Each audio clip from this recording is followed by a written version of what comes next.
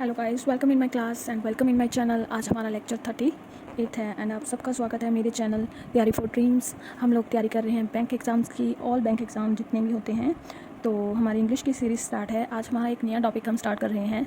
हमारा आज 38 लेक्चर है इंग्लिश का और हमारा आज टॉपिक स्टार्ट कर रहे हैं हम प्रपोजिशन। आगे हमने पहले इनके कुछ जो अपने टॉपिक थे मेन वो कवर कर लिया है, जैसे कि noun, pronoun, subject, verb, agreement, time tense और एडवर्ब, कंजंक्शंस, ये सब ने हमने कंप्लीट कर लिए हैं। हमारा प्रपोजिशन और आर्टिकल ये दो ही चैप्टर आई थिंक रह चुके हैं और आज हमारा लास्ट सेकंड हम टॉपिक स्टार्ट करने वाले हैं। आज हमारी क्लास कौन सी है? 38 है। हमारा जो आज टॉपिक है वो है प्रपोजिशंस। ठीक, क्या है प्रपोजिशंस? डे 1 है आज। बेसिक से स्टार्ट करेंगे हम हमारे लेक्चर को, मतलब प्रपोजिशन चैप्टर को। सबसे पहले तो देखो प्रपोजिशन होता क्या है। प्रपोजिशन हमेशा प्रेसिडेड किसे होता है? नाउन और प्रोनाउन के पहले आता है ये वर्ड प्रपोजिशंस होते कितने टाइप के? बहुत होते हैं। Up, on, in, for, with, beside और क्या अंडर, ऑन, जितने भी होते हैं ना ये सब क्या होते हैं? ऑफ, दैट, और दूसरा ऑफ, डबल एफ वाला, अबव, ओवर, ये सब क्या होते हैं? डाउन, बिलो, प्रपोजिशंस होते हैं। चलो अब प्रपोजिशंस देखो होता क्या है, इसका मीनिंग क्या है, ये यूज़ क्यों होता है। देखो प्रपोजिशन एक वर्ड है जो जर्नली क्या होता है? प्रेसिडेड होता है नाउन या प्रोनाउन। हमेशा आपको कोई सेंटेंस दिया होगा ना, उसके ऑब्जेक्ट के पहले ही आपको नाउन और प्रोनाउन, मतलब ऑब्जेक्ट जो हमारा दिया होता है, ऑब्जेक्ट ज़्यादातर आपका नाउन और प्रोनाउन ही होता है, उसके पहले आता है प्रपोजिशन। ठीक, and express relation between the noun and pronoun and the other words और एलिमेंट्स ऑफ द सेंटेंस जितने भी होते हैं उन्हें एक्सप्रेस करने के लिए ये आपकी हेल्प करता है कि वो किस दिशा में जा रहा है, उस सेंटेंस का सेंस क्या निकलता है, ये सारा आप प्रपोजिशन पर डिपेंड होता है ज़्यादातर। ठीक, देखो सबसे बेसिक इसकी डेफिनेशन क्या है, क्या लिखोगे? प्रपोजिशन। बेसिक से स्टार्ट कर रही हूँ मैं, अच्छे से समझना। और ये चैप्टर अगर आपने अच्छे से कर लिया ना तो आप कभी भी मार्क नहीं खाओगे ज़्यादातर एरर डिटेक्शन और इन सब में। ओके, तो आप अच्छे से समझना। Preposition is a word which generally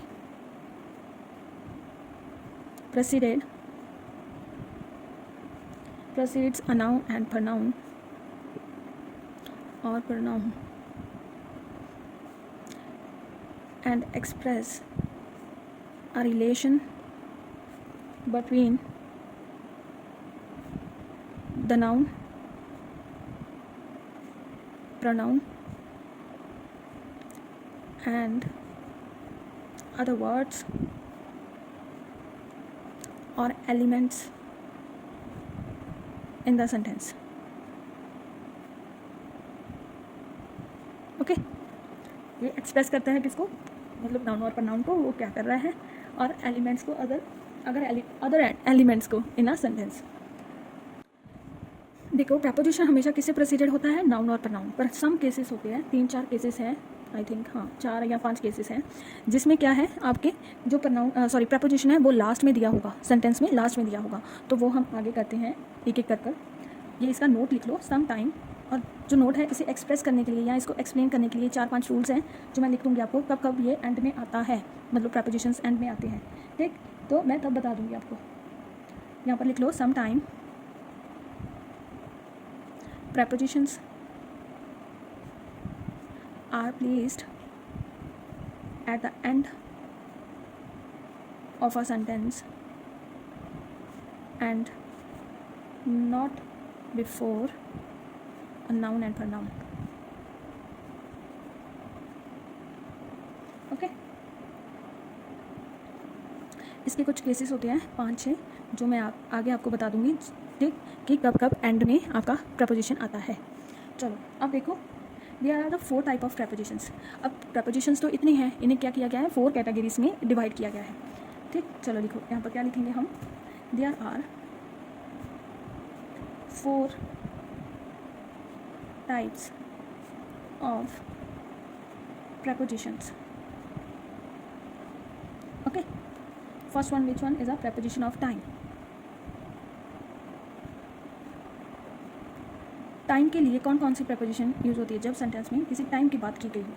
देखो in, on, since, for, at, from, between, लिख लो, नाले आपको पता चल जाएगा कितनी टाइप की आपकी प्रपोजिशंस होती हैं। During, after, with in, till,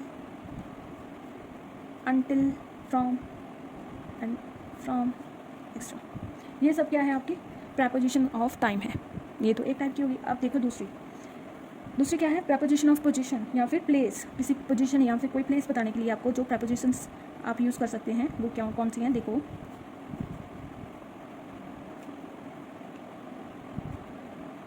कौन सी हैं, देखो।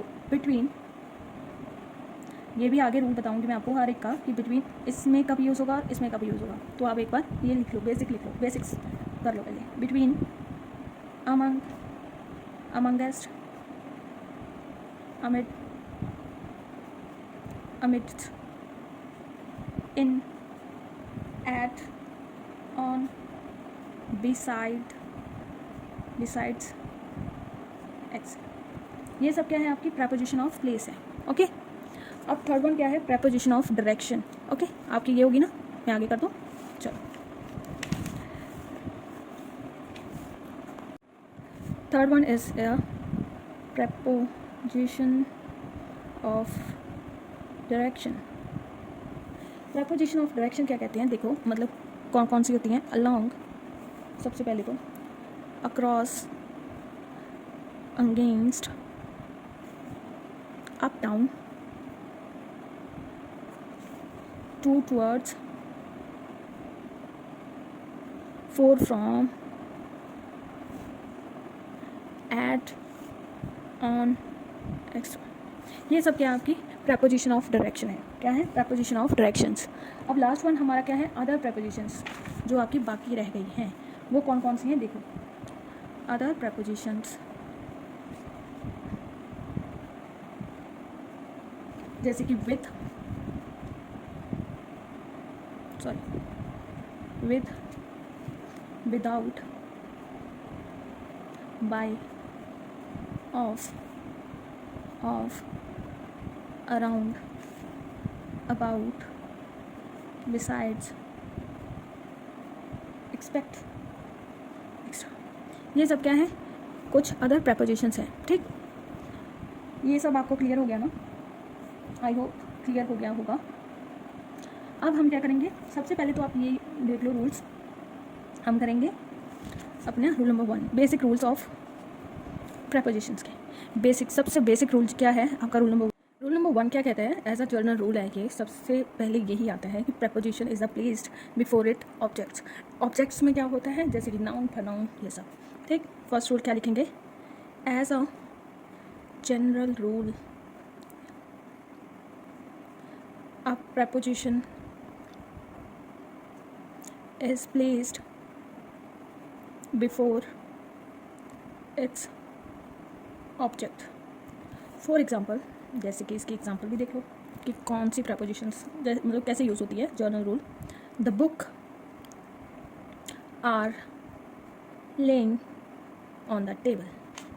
अब इसमें देखो क्या है, जनरल रूल है, जैसे ये सब्जेक्ट है, ऑक्सिलरी वर्ब है, आपकी मेन वर्ब है, ऑन क्या है, प्रेपोजिशन है। आपको ना एक एक सेंटेंस में ऐसे देखना जरूर चाहिए कि कौन सा क्या है और कौन सा क्या है।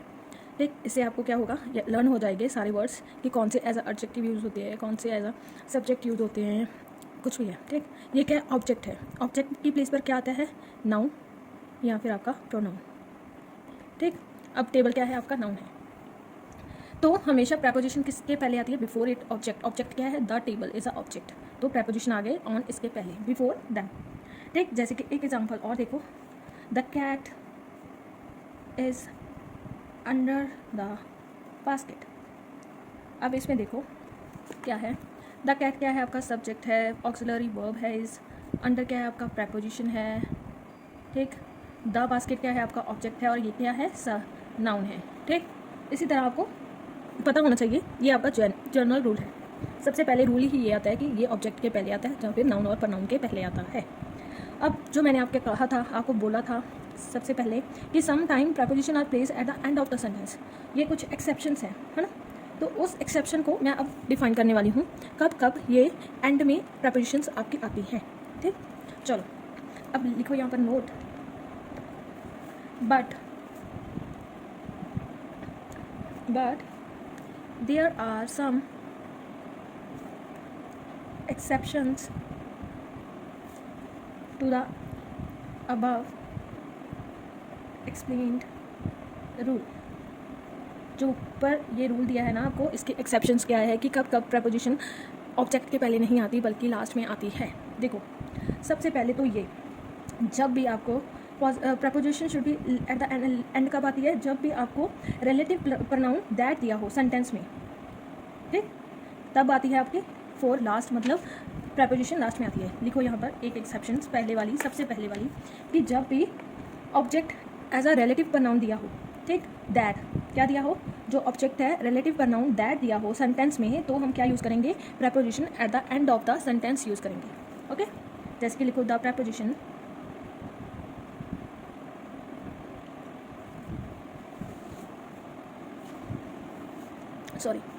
the preposition should be placed at the end of a sentence if its object is the relative pronoun that। कौन सा होवे, दैट, रिलेटिव प्रोनाउन दैट दिया हो, एज अ ऑब्जेक्ट यूज़ किया गया हो सेंटेंस में, तो हम क्या करते हैं, हमारा प्रपोजिशन लास्ट में लगाते हैं, सेंटेंस के बिल्कुल लास्ट में लगाते हैं। ओके, चलो अब इसकी एग्जांपल देखो कैसे, अब उसकी एग्जांपल्स देखो कैसे आती है। जैसे कि दैट वाला केस जो मैंने अभी आपको बताया है कि अगर relative pronoun if its object is a relative pronoun that दिया हो, तो हम अपना प्रपोजिशन लास्ट में, मतलब एंड ऑफ द सेंटेंस लगाते हैं। इसकी एग्जांपल्स देखो, जैसे कि Here is the book that you asked for। अब इसमें क्या है, देखो लास्ट में for क्यों आया, क्योंकि that का प्रोनाउन यूज़ किया गया है, as a relative pronoun that use किया गया है। Here is the book, मतलब इत्थे बुक जेडी तू कह रहा सी, you asked for, जो तुम बोल रहे थे, मतलब बता रहे थे, ढूंढ रहे हो या कुछ भी ले लो। Here is the book that you asked for, तो हम जब भी that होगा एज अ रिलेटिव प्रोनाउन हमारा यूज़ किया गया होगा सेंटेंस में, तो for, जैसे कि ये क्या है आपका प्रपोजिशन है ना, तो ये लास्ट में आएगा। ठीक, एक तो ये होगा इसका एक्सेप्शन। अब बी नंबर क्या कहता है, मतलब दूसरा रिलेटिव प्रोनाउन के बाद रिलेटिव प्रोनाउन कौन कौन से होते हैं, देखो दैट भी हो सकता है, एक मिनट, विच भी हो सकता है, whom भी हो सकता है, ठीक, कुछ भी हो सकता है। इनके बाद क्या यूज़ होता है, हमेशा प्रपोजिशन लास्ट में यूज़ होती है सेंटेंस के बाद। ओके, चलो अब देखो ये क्या है, एक और बात एक्स्ट्रा भी आपको बता दूं कि जब भी ये रिलेटिव प्रोनाउन कोई भी सेंटेंस दिया गया हो, उसमें क्या हो, हिडन या अंडरस्टूड करना हो आपको, ये कि वहाँ पर दैट विच हुम रिलेटिव प्रोनाउन हिडन है, मतलब उसका मीनिंग आ रहा है बट वहाँ पर लिखा नहीं है, तो भी क्या होगा, आपका प्रपोजिशन लास्ट में आएगा। क्या लिखेंगे यहाँ पर, एक्स्ट्रा फॉर्म क्या लिखेंगे, सम टाइम रिलेटिव प्रोनाउन, जैसे कि कौन से हैं, दैट, विच और whom are hidden and understood, मतलब आपको खुद अंडरस्टूड करना पड़ेगा कि वहाँ पर भी ये रिलेटिव प्रोनाउन आ रहा है। सेंटेंस को पता, मतलब पढ़कर पता चल जाएगा आपको कि उस सेंटेंस में कहीं ना कहीं ये relative pronoun as a use infinity, मतलब दिख नहीं रहा आपको कि यूज़ हो रहा है। ठीक, then use preposition at last of the end, then use preposition at the end of sentence. जैसे कि फॉर एग्जाम्पल देखो इसकी, जैसे कि this is a boy you were looking for. अब इसमें क्या है, देखो इस सेंटेंस को पता चल रहा है ना आपको, मतलब पढ़कर, दिस इज द बॉय, ये वही बॉय है, दिस इज द बॉय, या फिर दिस इज अ बॉय, ये बॉय है, यू वर लुकिंग फॉर, जिसे तुम देख रहे थे, तो जिसे की आवाज़ आ रही है ना, मतलब सेंटेंस में हम बोलने पे ऐसा हिडन, मतलब अंडरस्टूड कर रहे हैं ना कि जिसे तुम देख रहे हो, यू वर लुकिंग, है ना। तो इस सेंटेंस में, इस केस में भी क्या है, यहाँ पर इनडायरेक्टली आपको किसकी आवाज़ आ रही है, होम की, home you were looking for, जिसे आप देख रहे थे। तो इस टाइप के सेंटेंसेस में क्या है, आपको जिस सेंटेंस में आपको अंडरस्टूड हो या हिडन आपको ये relative pronoun as a use किए गए हो, तब भी क्या होगा, रिलेटिव प्रोनाउन लास्ट में ही, प्रपोजिशंस लास्ट में ही आएंगी। ठीक, ये है आपका रूल नंबर 1 का 2 का एक्सेप्शन, 1 का एक्सेप्शन 1। अब है इसका बी पार्ट नंबर, भी क्या कहता है, जब भी प्रपोजिशन एट द एंड कब आता है, जब भी जो ऑब्जेक्ट हो, ठीक, ये वो क्या हो, इंटेरोगेटिव प्रनाउन हो। इंटेरोगेटिव प्रनाउन क्या होते हैं, जैसे कि whom, where, which, where, when, ये सब जो WH वर्ड होते हैं ना, जब भी वो रिलेटिव प्रनाउन दिए हों, या फिर इंटेरोगेटिव प्रनाउन लिख लो, इंटेरोगेटिव प्रनाउंस दिए गए हों WH वर्ड्स वाले जो भी हैं, तब क्या करें, हम हमेशा लास्ट में क्या यूज़ करते हैं, हमारा प्रपोजिशन लास्ट में यूज़ करते हैं। तो लिखो यहाँ पर क्या लिखेंगे, the preposition is placed at the end of a sentence if the object is an interrogative समझ में आएगा ना, हाँ, प्रनाउन। इंटेरोगेटिव प्रनाउन कौन से होते हैं, जो WHO वर्ड हो, जैसे कि whom, which, when, word, what, ये सब, जैसे कि whom, which, when, what, where, ये सब वर्ड, ठीक। सॉरी, फॉर एग्जाम्पल देखो, जैसे कि इनकी whom are you talking about, किसके बारे में तुम बात कर रही हो। तो ये क्या है, इंटेरोगेटिव सेंटेंस है। होम क्या है, इंटेरोगेटिव सेंटेंस को दर्शाता है ना, कि ये इंटेरोगेटिव सेंटेंस है। तो अबाउट क्या है, आपका प्रेपोजिशन है। तो ये लास्ट में ही यूज़ होगा जब भी आपको क्या दिया हो, WH वर्ड जो भी हो, प्रनाउन, इंटेरोगेटिव प्रनाउन आपको दिए गए हो एज अ ऑब्जेक्ट। ओके, चलो, अब तो ये हो गया बी पार्ट। अब सी पार्ट देखो, इसका थर्ड एक्सेप्शन क्या है। थर्ड एक्सेप्शन ये है कि जब भी जो ऑब्जेक्ट है, ठीक, when the object is used for beginning in the sentence, जैसे कि बिगनिंग में, सेंटेंस के बिगनिंग में क्या हो, आपका ऑब्जेक्ट लिखा गया हो, the preposition automatically place at the last, मतलब प्रपोजिशन अपने प्लेस, लास्ट प्लेस में अपने आप ही आ जाएगी। जो इंटेरोगेटिव कह रही हूँ, object use as a beginning. Object कौन से होते हैं, जो लास्ट में हम लिखते हैं, नाउन, प्रनाउन, ये वाले। This I never thought about this, इसके बारे में मैंने कभी नहीं सोचा। तो इस टाइप के सेंटेंसेस में क्या होता है, हमेशा लास्ट में प्रपोजिशन आती है जिनके ऑब्जेक्ट जो हो वो स्टार्टिंग में, बिगनिंग में दिए गए हो, ठीक। चलो स्टार्ट करो, यहाँ पर लिखना क्या लिखेंगे, when the object is used at the beginning of a sentence, the preposition automatically is placed at the last. Okay, अब इसके एग्जाम्पल भी देख लो आप, थोड़ी सी, एक तो एग्जाम्पल नंबर 1, जैसे कि हर आई ऑलवेज डिपेंड ऑन। अब इस सेंटेंस में देखो, हेयर बोल देती हूँ बार बार। इस हर क्या है, आपका प्रोनाउन है, ये क्या है, आपका सब्जेक्ट है। कैसे पता चलेगा आपको कि यहाँ पर आपका जो लास्ट वाला वर्ड है, फर्स्ट वर्ड है जो, वो ऑब्जेक्ट है, जब क्या दिया हो आपको, नाउन और प्रनाउन डबल, मतलब यहाँ पर प्रनाउन और प्रनाउन है ना, डबल हो, तो ये क्या होता है, हमेशा एक निशानी होती है, एक हिंट होती है कि ये ऑब्जेक्ट है और ये सब्जेक्ट है। सब्जेक्ट ऑब्जेक्ट, ये क्या ऑब्जेक्ट है, ये होते हैं, आपको एक हिंट दी गई है। तो यहाँ पर ये क्या है, प्रपोजिशन है, जो हमेशा कहाँ पर आएगी, लास्ट पे आएगी। क्यों, क्योंकि आपका ऑब्जेक्ट फर्स्ट पे चला गया। तो ऑब्जेक्ट अगर यहाँ होता तो क्या होता, I always depend on her. Okay, ये होता आपका नॉर्मल सेंटेंस। बट यहाँ पर क्या है, आपको सेंटेंस में ऑब्जेक्ट आपका लास्ट में चला गया है, तो लास्ट में क्या बचा, प्रपोजिशन ही बचेगा, ठीक, इसी टाइप से। अब डी पार्ट नंबर, अब देखो डी नंबर क्या है, D1 इज जब भी आपका क्या हो, इन ट्रांजिस्टिव जो आपकी होती है ना वर्ब, वो कन्वर्ट किस में की गई हो, इन ट्रांजिस्टिव वर्ब में आपकी चेंज की गई हो, कन्वर्ट कर दी गई हो, तब हम क्या यूज़ करते हैं, हमेशा हमारा लास्ट में प्रपोजिशन यूज़ करते हैं। क्या लिखेंगे, द प्रपोजिशन, लिखो यहाँ पर, द प्रपोजिशन इज प्लेस्ड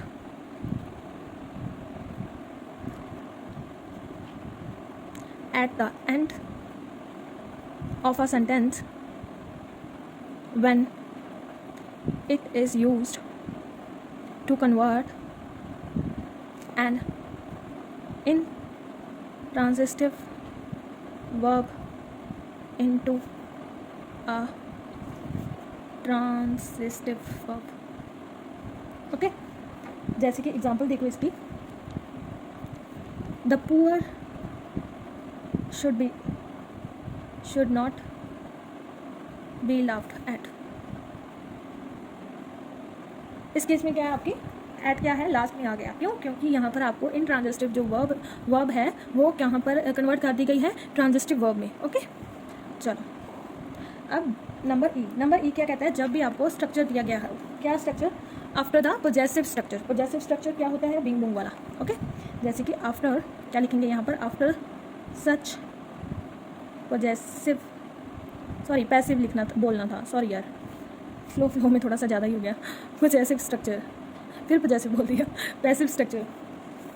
जब भी हमें आफ्टर सच अ पैसिव स्ट्रक्चर, वॉइस के जैसे स्ट्रक्चर होते हैं ना, एक्टिव और पैसिव। पैसिव में हम क्या यूज़ करते हैं स्ट्रक्चर में, जब भी हमें एज अ सेंटेंस एक पैसिव स्ट्रक्चर में दिया गया हो, तब भी हम एट द एंड हम अपनी प्रेपोजिशन लगाते हैं। जैसे कि शी हेट्स, इसकी एग्जांपल देखो, जैसे कि शी हेट्स बीइंग